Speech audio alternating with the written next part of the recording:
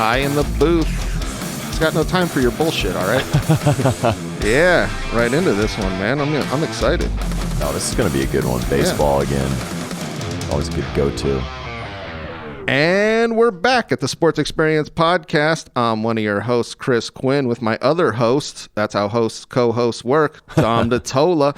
And we're here again talking baseball. This guy, I'll tell you what, I knew him from his Giants career, and that's about it. And it's one of these that I'm glad we got to research. Jeff Kent. Yeah, see, I actually knew him before his Giants career. Yeah. And some of the stuff he was involved with previous to that. The trades and the implications. The two trades and the Dennis Reynolds because of the implications. Oh, there you go. There you go. Wait, is this how you want the women to feel? That's my favorite thing when he throws it back in Dennis Reynolds' face. I have all Steve Winwood CDs in the back of my car. Exactly. Tools! We're just going to be doing It's Always Sunny quotes for the whole episode, which is weird. It came out of nowhere, but we're going to lean into it. All right, let's get into Jeff Kent. Born May 7th, 1968 in Bellflower, California, which is L.A. County region. Which we bring it back because we see him enjoying playing baseball in California. That's like his state, essentially. Yeah, no, I mean, that's where he grew up. Granted, he's more or less a Texan now, yes. But that's kind of where he's from, and that's kind of where he ends up finding most of his professional baseball and collegiate success. Yes, definitely. He went to Edison High School in Huntington Beach. His dad was a cop, actually, which I think explains a lot about his disposition as a human being. That's what he said, was he was the firstborn to a police officer father. So to think that, like, oh, your family was strict. You know what I mean? Exactly. Like that was his take on it. Was like, no, like my family was. What do I feel like his dad as a cop was like Cartman when Officer Bar Brady deputized him? Like, step out the car, please. Yeah, no, like if you refuse Cartman at that time, it's just going to be, you're feeling his authority. Listen to authority. No, but he goes to Edison High School, and great player, but we first start seeing signs in high school that he's not a man to be trifled with, I guess. It's so interesting because throughout his career, he's thought of as this team player. Yeah. But when you look through his career, he really does a lot of selfish, weirdly, almost childlike actions. So we see in high school, his coach tried to change him from, I believe, second to third. No, he tried, because shortstop's your money player. Yep. And Kent was like, oh my God, I got colleges recruiting me, everything else, and you're moving me to second base. Second base is thought of as a lesser shortstop. It's basically where you put your second best player almost, or your second best defensive infielder. Player. Yeah. I mean, when you don't have enough range to be a shortstop, very rarely do you have someone like a Roberto Alomar, who will come back up later in this episode, as far as range at second base. Yeah.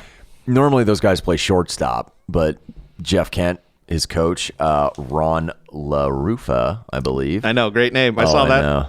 Tony LaRussa? No, Ron LaRufa. Nah, not Ron LaRufa. But this is what I feel like kind of leads into Jeff Kent's attitude, was instead of making that change, he essentially quits his high school team. Yeah, and it wasn't like he led this protest. He had talked about like other players not liking the coach, and then he just used that as almost like a victim mentality, like, oh, I'm standing up for everyone and their gripes. And it's like, no, you legit quit in the middle of a season. Yes, in the middle of his senior season, which surprises me that he kind of goes on and plays at the collegiate level, because I feel like a lot of top prospects at this point, when this happens, when this like little hump in the road happens, they almost like go away from baseball. Yeah, you're like either blackballed or you're playing community college or something like that. But yeah, you just lose the drive. But not for Jeff. That's why I kind of love his career. Yeah, because he's like, I'll fucking show you second base my ass. Exactly.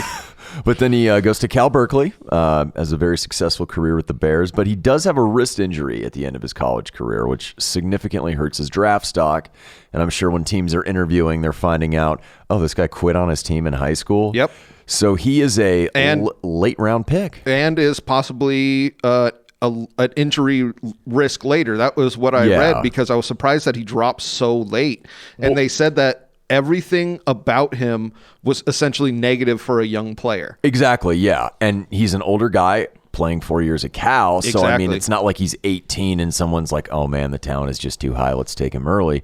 He goes in the 21st round. The 21st round of the 89 MLB draft. And let me, as an aside here, I would say probably from the early 80s up until the mid-90s, the Toronto Blue Jays, when Pat Gillick was their GM, they were probably the most savvy, well-run front office in the entirety of Major League Baseball. Because when you look at all of the young talent that they not only drafted and developed, but acquired through trades and were able to make it work, and you'll see this later, and we'll discuss when he plays it for the Blue Jays. Toronto and Gillick really made this a powerhouse, and it's people like Kent, these late round gems that they're finding that are a really significant part of that. Well, they're finding and developing. So they're not looking at his negative aspects. They're essentially looking at his positive aspects, and they're like, well, this is going to pull through because we see them. He plays minor league for them for 3 years. Yeah, and I mean he gets to the majors quicker than Bogsy. Yeah, like we talked about. And in 1990, he goes to Dunedin in Single A. It's 277 with 16 dingers. 91, he's in Knoxville, which is Double A, the Southern League. And if you can hack it there, you have a really good chance of making the majors soon. And while he at 256, and you see this consistently with his career, he's not like an analytics wet dream, but he's a player of his times, much like we say man of his times. He's a great power and run producing as far as RBI player. Yeah, he has 12 dingers and 61. That's something that I RBIs. found so awesome was he's a player of his times in this run driving centric home run, period in baseball, but he's also not a player of his times in which we'll see later, which he has an entire clean career.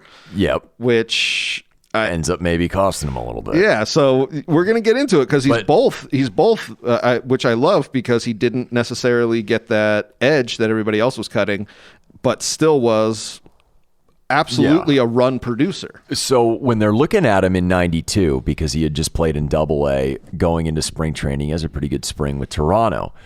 They're beset by injuries at the beginning of the year. They're losing outfielder Derek Bell, designated hitter Rance Mullenix, and Kelly Gruber, their starting third baseman, is hurt. And that's really where we see this opportunity of young players get is Kelly Gruber goes out, Jeff Kent comes in and plays third. Yeah, he plays third base because that's open. And this is the testament to what I was talking about earlier with Gillick, because at the time, Kent can't play shortstop, obviously, and they already have Manny Lee playing short.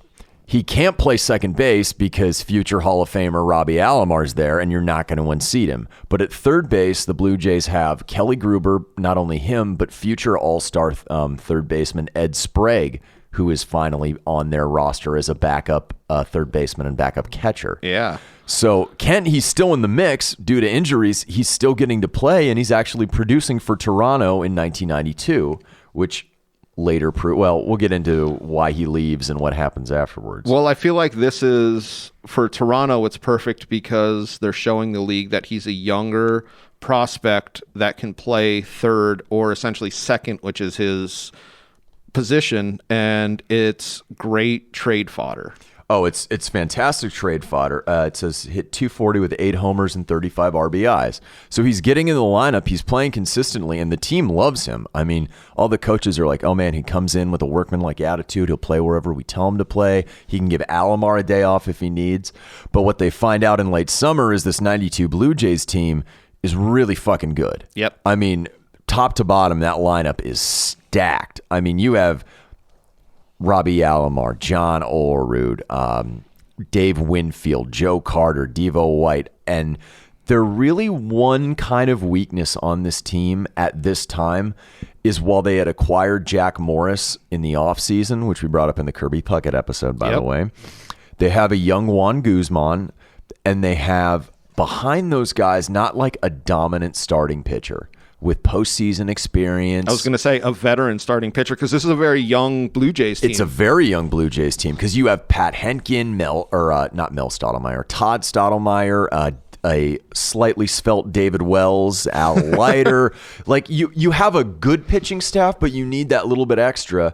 And what they do on August 27th of 92 is Pat Gillick makes an amazing move, and he acquires David Cone from the Mets. And Cone is very important to them because he had pitched in the National League. Oh, yes. So he had a ton of not only experience hitting, which he proves in the World Series, where he comes up with some really big plate appearances, but also amazing pitching performances. They get a guy who's pitched against the class of the National League, which is the Atlanta Braves, and who they end up beating in the World Series. But because Ken has played so well and he's blocked at every position, they trade him to the New York Mets for David Cone, along with a 5th or 6th outfielder, Ryan Thompson. And Kent goes from a team that was contending for the World Series to the fucking Mets. Sorry, Dave. And we see the Mets on their downswing again, which they have that one upswing in 86. And then they have their this is what I saw from this team, and I absolutely love little quips like this. Was the worst team that money could buy. Yes. Yep. Oh, I'm glad you brought that up. I was going to. They were looking at these players that they were bringing in. Bobby Bo. They were essentially looking at them like, hey, we could have a great team. We're not going to be as bad as we were last year. And I feel like everybody in the locker room essentially hated each other. Oh, they totally did. So So much animosity, and they were just like, I'm not playing for you. You're not playing for me. And I'm playing for the money. I'm playing for that prorated contract, Bobby Bonilla. And that's what we see happens to this Mets team. And Jeff Kent, to his credit, pretty much was just like, no, as soon as I got there, like, it just wasn't working. And he went from this, what I felt like was top to bottom, like you said, a great organization to the Mets, who was just a broken organization at that point. It's penthouse to the outhouse, basically. Yeah. Because the Blue Jays of this time, when they're run by Gillick, are the class of Major League Baseball, and you go to the Mets. Yeah, the dregs. And good story, when he was with the Mets, they tried to put him through some rookie hazing stuff. And Ken told all the veterans to pretty much fuck themselves that he'd already gone through it in Toronto. So he didn't endear himself to his teammates. The thing that I heard from the Mets players was it wasn't because there's some rough hazing, especially in this era. Oh, yeah. And they were like, it wasn't anything crazy. Like, we asked them to carry like the bat bag or whatever. It wasn't crazy hazing. It wasn't, thank you, sir, may I have another Exactly. hazing? And Kent was like, immediately like, fuck you guys. And they were like, whoa, like, all right then. And that's who's like this we guy said, whose shit doesn't stink. But 93 through 95, he's actually a decent player for the Mets. He's just not getting noticed because the team is an absolute dumpster fire. And I feel like also the New York fan base never warms to him, never appreciates him. So he and a lot like a lot of these other Mets are pretty much looking for a way out. Yeah, like when Bonilla got traded to Baltimore, he was like, just get me the hell out of here. I don't care where it is. I could be playing in the Dominican for all I care. No, seriously. And that was the feeling for a lot of these players. But in those 3 years, you see, and because he's a special second baseman, because he has power. Hitting second. Really the only second baseman you think with kind of pop power, are like basically a Ryne Sandberg and a Rogers Hornsby. Those are the only two I've ever heard him compared to. It's so interesting. Because you have guys who are almost 5-tool guys like Alomar, where their power isn't like elite, but everything else is plus as far as their skill set, or, you know, a hit collecting machine like a Joe Morgan, who's an league MVP a couple of times, or an Eddie Collins. But like Ken is just a different animal playing this position because he's a bigger dude too. Well, he's going to be hitting in your heart of your rotation. Always. Yeah. Which is unlike a second baseman, like what we were saying, which is almost never going to hit in the heart of your rotation. No, And from 93 to 95, he hit almost 280 with 55 home runs and 213 RBIs. To be able to drive in that many runners as a second baseman, that's just gravy. On the Mets. I'm just saying. So that's something that we'll probably bring back, is his ability to constantly create RBIs is something that he should be, and we're going to bring it up. He should be in the Hall for. But 96, he's still playing with them. And here comes the trade deadline. Well, and here comes the trade deadline. And this is actually kind of an important trade, because what the Mets end up pulling off and actually end up helping the Indians in this respect is they send Jeff Kent and Jose Vizcaino, their shortstop. So they basically sent their double play combination over to the Cleveland Indians, or whatever they're calling themselves now, for middle infielder Alvaro Espinoza and all-star Carlos Baerga, was like, to explain him, so the Indians get Baerga in 1990 when the Padres send him there for Joe Carter, right? Okay. And Baerga was like one of their first stars with Albert Bell, as Cleveland went from like basically the movie Major League to like that 90s dynasty that almost was. Yep. And Baerga was a huge fan favorite. I mean, he was a middle infielder with a little bit of pop, all-star, could hit 300, about 15, 20 dingers a year, like just a good player, a fan favorite. And Cleveland has always said in 96, that's why they didn't repeat as AL champions, is Bell was pissed off the entire year, and they got rid of Baerga. Yep. But for Kent, this is almost a blessing in disguise, because he gets to go to a winning organization again. He's back in the American League, and he's doing a decent job, and they go to the postseason. Yep. Unfortunately for them, when they go to the postseason, they end up losing to the Orioles. And Cleveland's in kind of a weird spot right now, because you're so close to winning it all. They need that one final piece to bring everything together. They have Jim Thome at the time actually playing third base, but they want to move him to first base and find an everyday third baseman. Okay. So what they end up deciding to do that offseason is saying, shit, let's put all our eggs in the one basket. We're going for all-star third baseman Matt Williams from the Giants. And they put a trade together where they trade Kent, Jose Vizcaíno. Again, yeah, oddly enough. And I thought it was great that Jose is just like, all right, I guess I'm going with you again, Ken. I wonder if they hated each other. No, actually, Ken, in an interview I saw, he's like, yeah, people complain about my defensive play, but when I was playing with him, Jose Vizcaíno and we were the best double play combination nobody knew about. And I thought that was so interesting.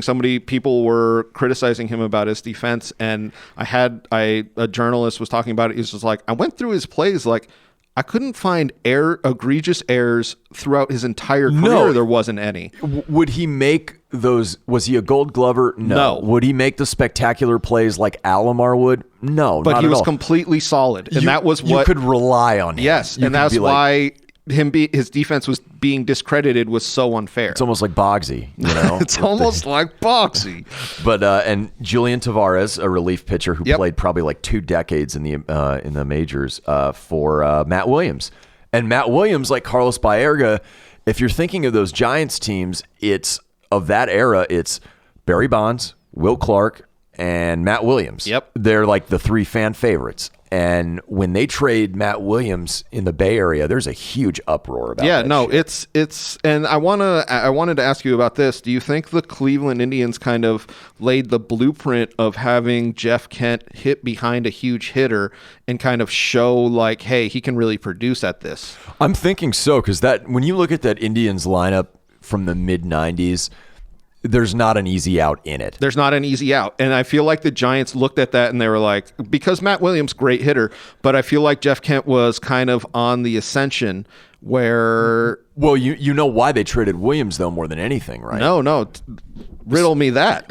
He only had 1 year left on his contract. Oh, okay. So they were like, well, we're not going to let him walk in free agency and just get like a compensatory pick in the 30s at the end of the first round or whatever, or in the first round from, the team that signs him. They're like, we need to get value because all our money is invested in bonds and these other players. And Williams at this time is already in his mid-30s, I believe. I was going to say, he was definitely at the twilight of his career. So they found a team who was like, we're going to pay him to play 1 year because we're really good and we need that mercenary in our lineup.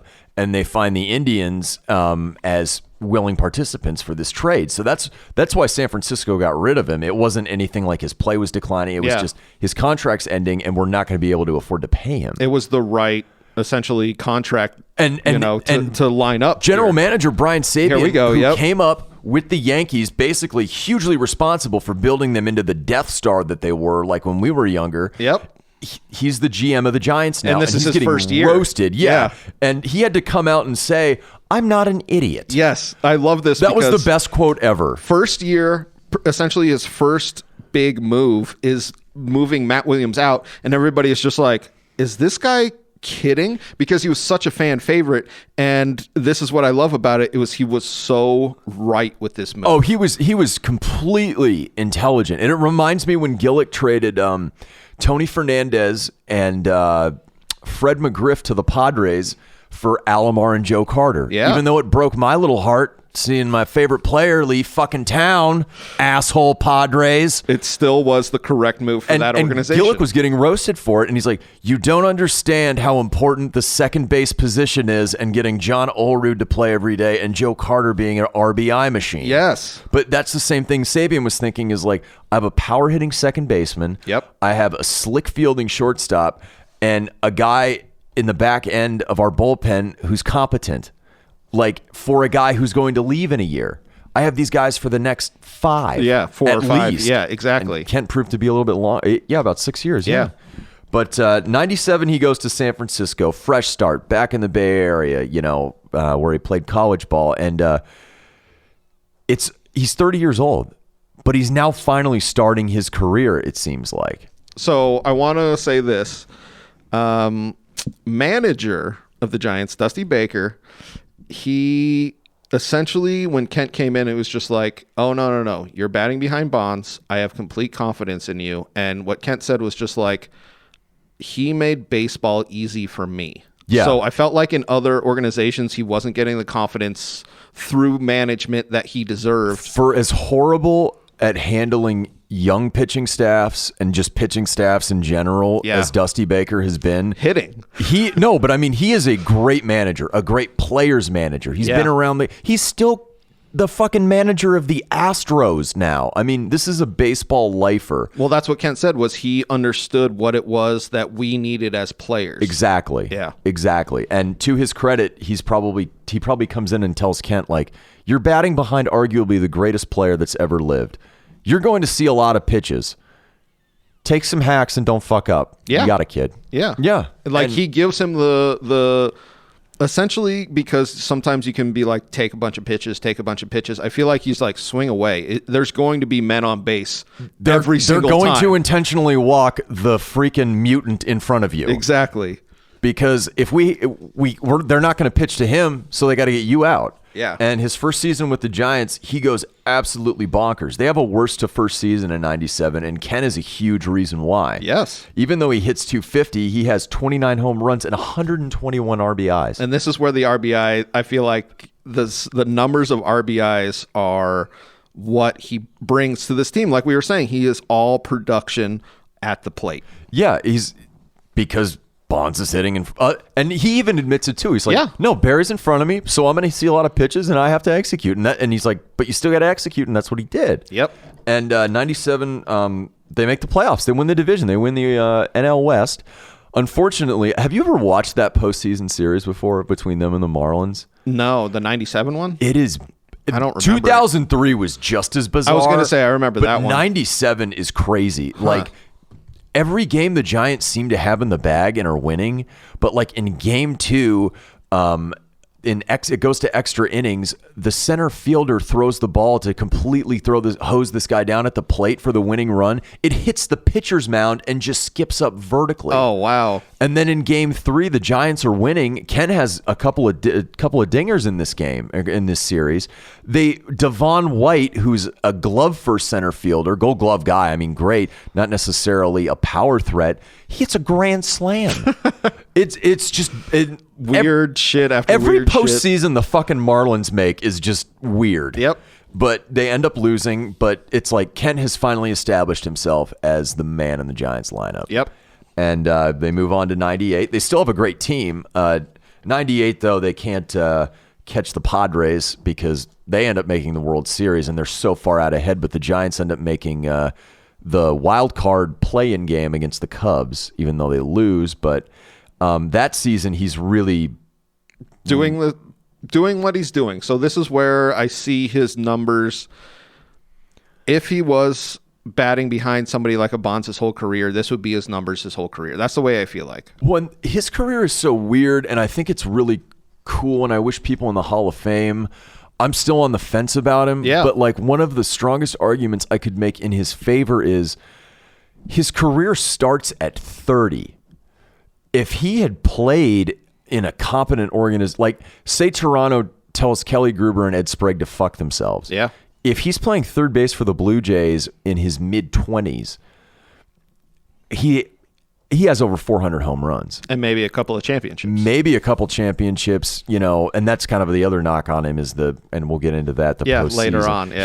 He does fine. I was going to say, he has very similar numbers to regular season numbers. He doesn't have any kind of decline, but the Giants postseason just never put it together. No, and we'll talk about 2002, but in 98 he hits 297 with 31 homers and 128 RBIs. Yep. I mean, couple that with Bonds, and now Bonds is mad at McGuire and Sosa and saying maybe some chemical enhancements could extend my career a little bit more. Well, we see Bonds starting to balloon up at this point. Yeah. That's the big thing is I feel like this late 90s is really when you see Bonds' forehead double in size. It goes from Peyton Manning to one of the Monstars in Space Jam. Exactly. And I want to bring this up. I kind of alluded to it earlier is Jeff Kent was aware that Bonds was taking roids at this time because you're around these guys every single day and he's essentially putting on 5-10 pounds of muscle every month. You're just like, where the hell is this coming from? Oh, I know. And Kent said that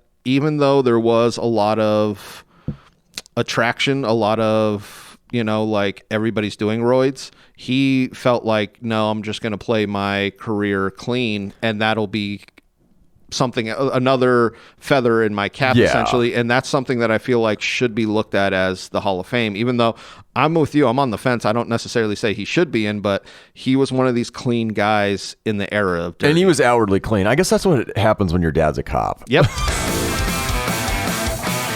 Hey everybody, just want to take a quick break to let you know that our Sports Experience podcast is brought to you by Engle Studio here, and they're here in Tucson for all your recording needs.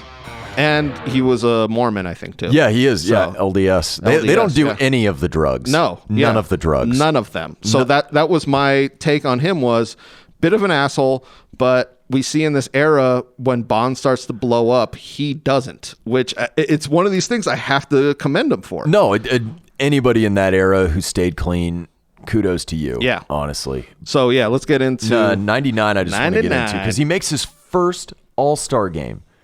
He's 31, 32 years old and finally makes his first All-Star game. And this is like, it's almost like his career stats at the end mirror this era for him. Yeah. Because he hits 290 again, over 20 homers, 23, over 100 RBIs again, 101 in the middle of that batting cleanup. And it sets up 2000, which is probably his greatest year and one of the greatest years individually for any second baseman that's ever played Major League Baseball. Yes. And a lot of it has to do with Bonds getting walked, like 3 out of 4 times? Yeah. But he has to be there raking the ball. And in 2000, he deserves all the accolades he gets that year. Well, they move into Pac Bell Park for their first year. Oh, yeah. Okay. 2000. He hits 334. Yep. 1 out of every 3 trips he's getting a hit. His on-base percentage is .424. He slugged almost 600. He had an OPS of 1.021. Which is so ridiculous. That's what we were talking about when the Giants probably looked at the Indians and they were like, all right, no easy outs, because this is what Bonds, Kent essentially did. They were just like, yeah, walk him. We got Kent coming up right now. Yeah, I mean, they had a very, very good team in 2000, and he had 41 doubles, 33 dingers, 125 RBIs. Not only does he make the All-Star team, he gets a Silver Slugger, but he also wins the 2000 National League MVP. And this is where I wanted it to start with the Bonds animosity. Yeah. So as soon as Jeff Kent gets traded to the Giants, Bonds has this superstar mentality. Which he's always had. Since he's been a kid. Yeah. Spending time in clubhouses. His dad was a great outfielder. His godfather was fucking maybe the best player who's ever lived in Willie Mays. Yep. Like, he's always had that air about him of supremacy. Yes. Like, I'm just better than you. And as a baseball player, the way he played, Yeah. I mean, there's cockiness and swagger and things like that. Sometimes guys who have it don't deserve it. If anyone deserved it as a player outside of basically his postseason play with the Pirates, it's Barry Bonds. Yep. It's Barry Bonds more than anybody.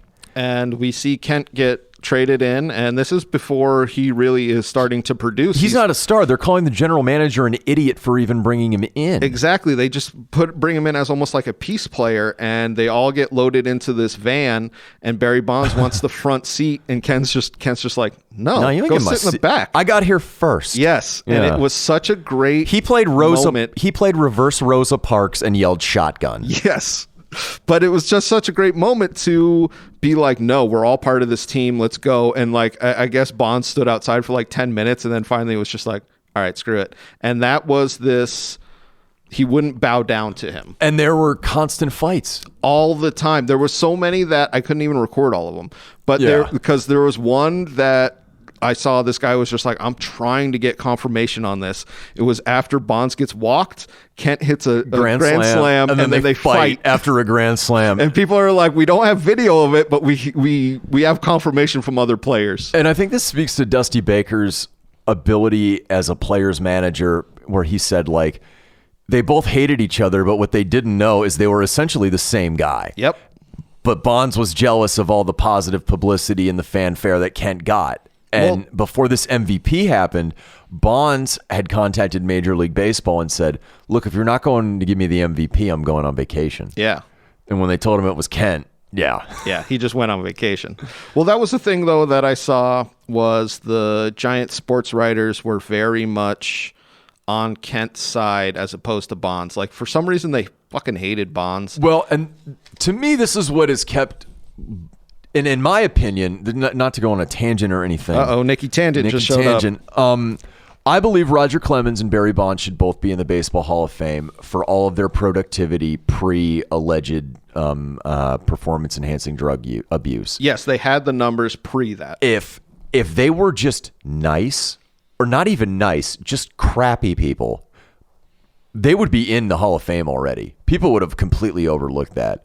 It's just sports writers are oversensitive assholes, and Bonds and Clemens too were never nice to them. Never. They were never, like open and be like, hey, come get a scoop here over at my locker. I want to talk about the game or something like that. Or like, hey, maybe I'll buy you a beer later and we can hang out. Well, what I found so interesting was Kent was very similar to that, but they almost gave him they gave him a free pass. Free pass all the time. There was actually one instance where, and this was men of his era, his time, where he was talking shit on the gays and being really derogatory towards women, and the sports writers wrote nothing about it. And then, like, literally a couple of weeks later, Bond said like something super innocuous, and they wrote a ton of stuff about it. And it's one of these things where you're just like, all right, do they just hate Bonds, or like? I don't know. They're a little bit different, if you know what I mean. Exactly. There's one. There's another. Yeah. So it's hard to know exactly, because sports writers are notoriously racist, especially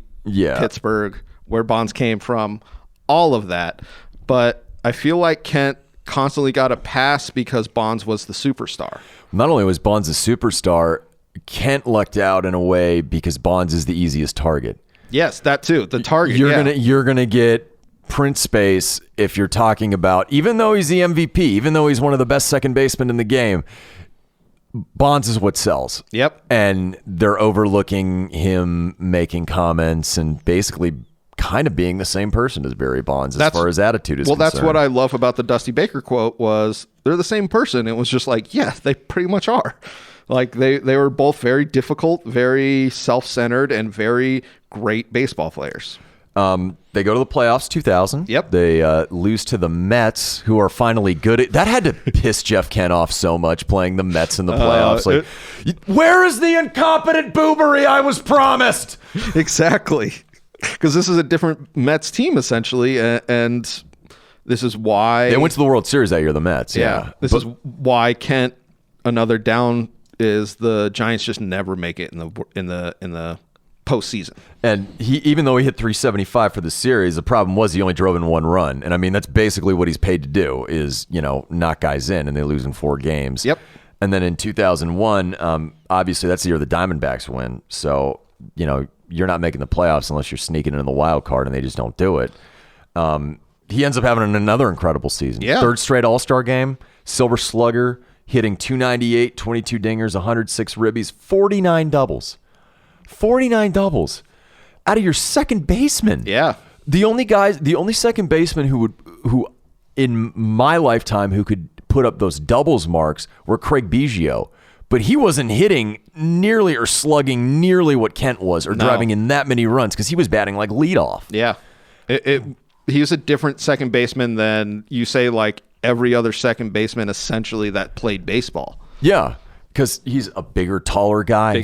Stronger. It just works for the Giants. That's why we keep saying, and we're going to get into it. 2002, that's probably... Do you want to go into spring training? What happens to him? Yeah, so this is why I brought it up with the journalist kind of being forgiving of Kent. So Kent shows up to spring training with a broken wrist. Yeah. And he says, I forget exactly what it was. Like he fell off his big truck trying to clean it. Okay. And he broke his wrist when he fell off because he was washing it. Okay. Yeah. And then it took a little while, but then I feel like the media or the Giants found the police report. Yeah. And the police report was just like, what he said was, I was popping wheelies on my motorcycle and I fell and I broke it. And which actually is in direct violation of his contract because they were making guys sign. This pisses Sabian off. This pisses the front office off. And he's also in the last year of his contract. Yes. And it doesn't endear him to the organization, doesn't endear him to the fan base for basically trying to go Sons of Anarchy on the highway. And I bet him, and this is what their relationship was, I bet Bonds was giving him so much shit. Oh, he had to have been. Just the way that the relationship was, he probably was constantly being like, just little jabs. Harassed. And Bonds was notorious for doing that to teammates. Yes, exactly. Yeah. But that's Kent took it in stride, but they had a little bit of some tussles that year. Yep. The two of them, especially that public one in the... during the summer, they fought in the dugout. Yeah. And the cameras caught it. Like, they were yelling at each other. I mean, hands on each other. And, Dusty Baker was in there trying to break it up. Well, a lot of people said that was one of their last fights, and it kind of resolved a bunch of shit. Well, yeah, because if you think about it, if you're Bonds, you're like, man, this guy's a great player, but I fucking hate him. But you know what? He's gone after this year. We have a great team. Even though the Diamondbacks win the division that year in 2002... the NL West, the Giants have a stacked team. They have a loaded fucking roster that year. And they end up making the postseason. Bonds has already broken McGuire's record. He's already at, Teenage Mutant Ninja Turtle ooze level, like, awesomeness. Kent does an awesome job this year. I mean, not only does he hit 37 homers, he has 108 RBIs, slugs .565, .313 batting average, and 42 doubles. Yeah, the doubles I constantly am impressed by his doubles in these last couple of years with the Giants. Well, and that's why he slugs so much. Yeah. Like that's why even though he's not like your analytics wet dream, he's still getting on base and having a high slugging percentage, which ups his OPS. Yep. And the Giants end up making the playoffs. They win the divisional series against the Braves. That's an underrated postseason series if you ever want to watch that, the 2002 NLDS between the Giants and Braves, because it goes 5 games. And it's when Bonds finally gets revenge against the Braves, who beat him. Oh, my God. I think he beat the Braves beat him like 5 postseasons. Well, something like that with the Pirates. Yeah, 91, 92, and then in 93, the Giants lost on the last day of the season to give the Braves the NL West title. Okay, that's what it was. Okay. Yeah, they won 103 games and missed the playoffs in the old championship series format. Yep. But they beat the Braves in 5 games, and then they go to the NLCS and play the Cardinals. And they whipped the shit out of St. Louis in that series. I can still remember watching that. Like, they were just the superior team. Well, this was billed as the McGuire Bonds. And McGuire wasn't even playing. Oh, he wasn't? No, okay. He had already retired. Oh, yeah. okay. He retired the year before. Okay. Yeah, so they... I remember that now. Kent has a decent NLDS and NLCS. He hits .263, but in the World Series is where he really comes up with some big knocks for him, because he ends up hitting .276, but he has 3 homers and 7 RBIs. Yeah, the 3 homers. But like, if you watch that World Series, if they were going to give an MVP to a player on a losing team, it would have been Barry Bonds. Have you seen some of those moonshots he hits? Yeah. But Kent, he's a huge reason why they're up 3-2 in the World Series, and in Game 6 up 5-0 in, I believe, the 7th inning. Yeah. Have you ever seen that clip of Dusty Baker going to the mound with Russ Ortiz, and giving him the game ball as he's exiting the game. Yep. Pissed all the Angels off. And it was the stupidest move, essentially lighting a fire over at the other dugout. You know what I mean? Like, it was so stupid, but because he was so confident that they were going to close it. And they rightfully should have. I mean, they 100% how the should've. hell Los Angeles of Anaheim, artists formerly known as Prince or whatever the fuck they're calling themselves now, that team was not World Series caliber. How the hell they won in 2002, I'm still mind-boggled by. Well, the thing that I saw was that I hate when this is kind of said, but I feel like it's true in this, is the Angels didn't win the World Series. The Giants lost it. Baker handed it off. And Kent played a great World Series. Yeah. He had a heck of a World Series. Great postseason player. Yeah. Unfortunately for him, it's The over. Angels. Well, not only the Angels, it's over in San Francisco. Well, we all seen Angels in the outfield, so that's what you know what? year How are performance enhancing drugs cheating and asking Jesus to intervene in professional sports not cheating? Thank you. Why didn't he just ask for his deadbeat dad to kind of be more in his life? Because he loved baseball, not his father. You read that Facebook thing I had, right? I did. Like, why wouldn't he just ask Jesus for a new dad? Ask for Danny Glover to come back and say he's getting too old for this shit. Oh, that's what he should have been asking for. But Ray Ratto, he's a famous sports writer from the Bay Area. He had a great quote. Did you end up reading it about him and Bonds? Yep.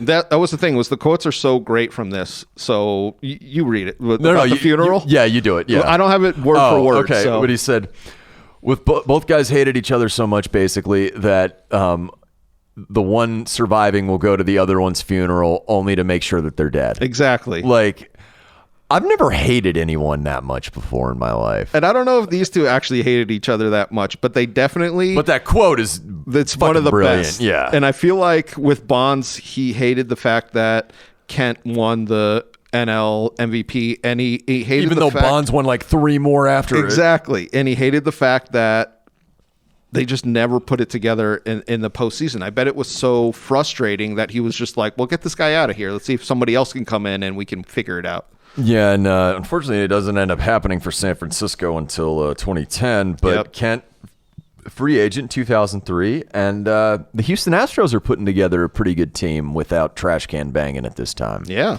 And Kent has a home in Texas, has a ranch in Texas, stay in the National League, go play for the Astros. Yeah. And does pretty darn well for Houston and keeps producing.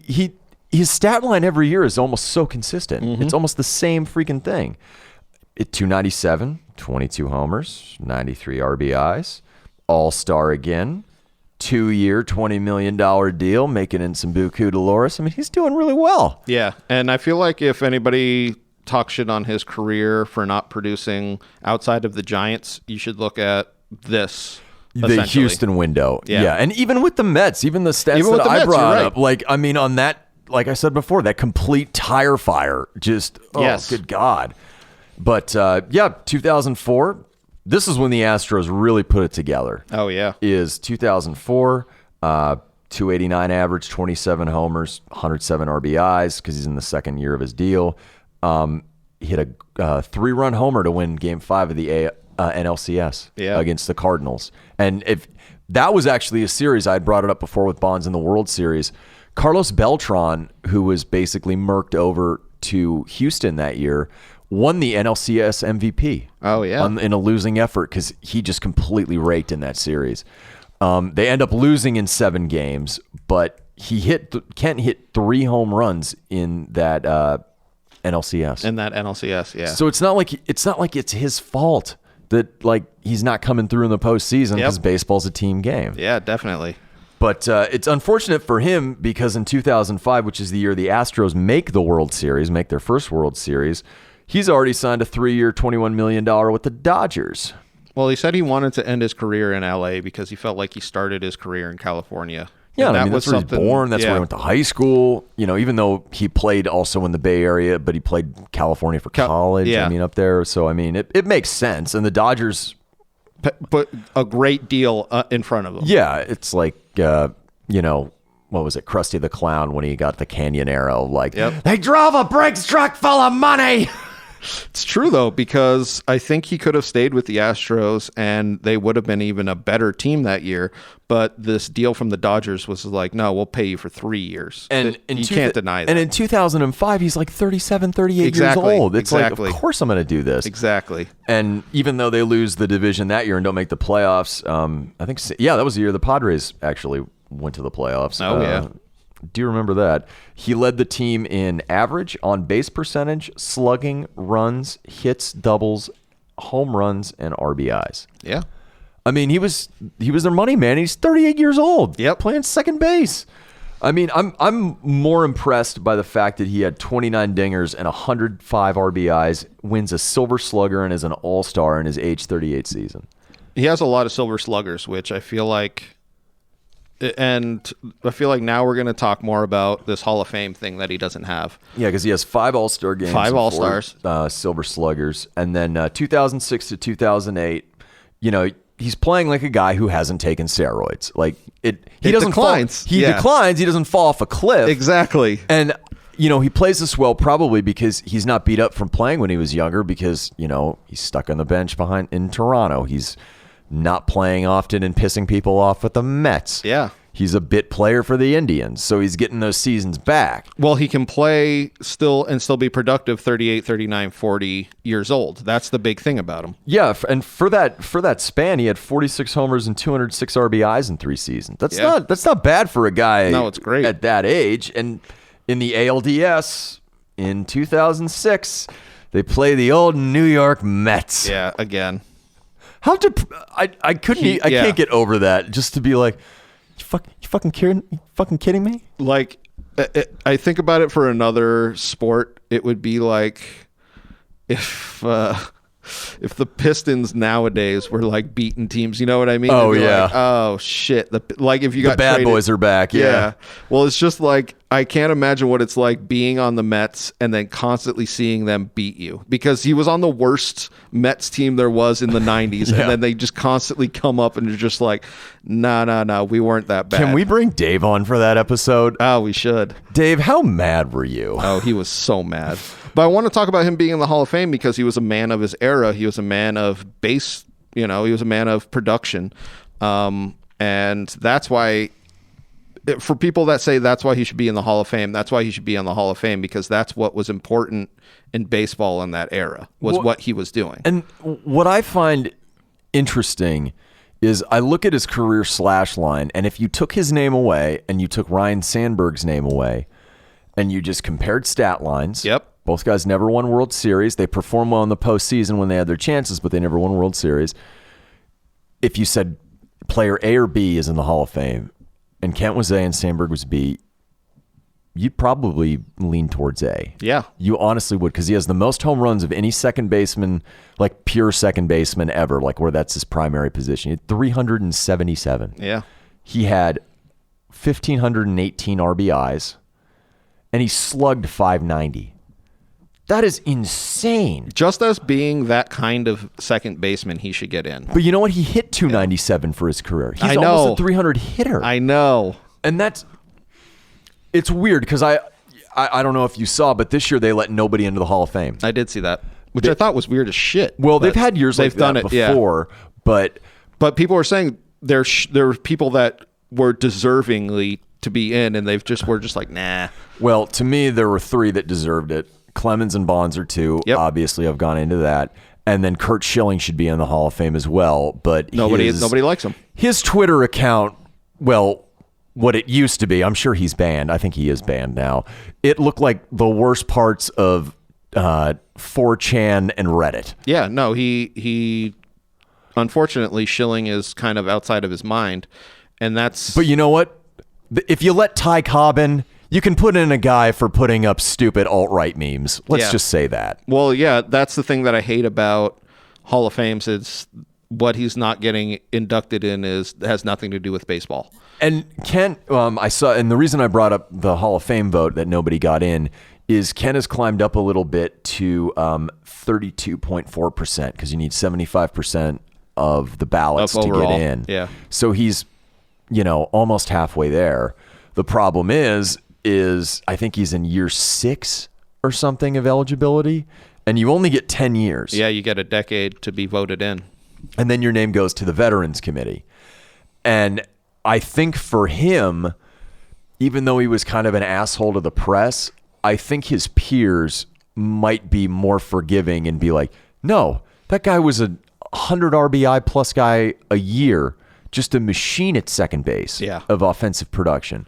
So I agree. He might go to the Veterans Committee and get in. That'll probably be his best bet. I hope it happens for him. He was an entertaining player. Yeah. I mean, he's a surly asshole, but he was an entertaining player to watch. Well, like what we were saying, he was a surly asshole, but he was completely conscious of it, which I kind of like. He even said he was just like, he admitted it. Yeah. I would let my mouth would get me in trouble all the time, and it was just like, yeah, at least you acknowledge it. You know what I mean? And not like Barry Bonds. I did nothing wrong. Exactly. Exactly. But no, this was a great research topic. I love talking baseball. So, and yeah. Hey, everybody. This is just a stock message at the end of every episode. We hope you enjoyed whatever athlete and or team that episode was about. Just want to say, give us a quick follow on all social media. We have a YouTube channel, the Sports Experience Podcast, and we're on Instagram, DiTolla Dominic, and myself, C. Quinn Comedy. So give us a follow all around. We're always recording right here at Engle Studio. Thank you all very much.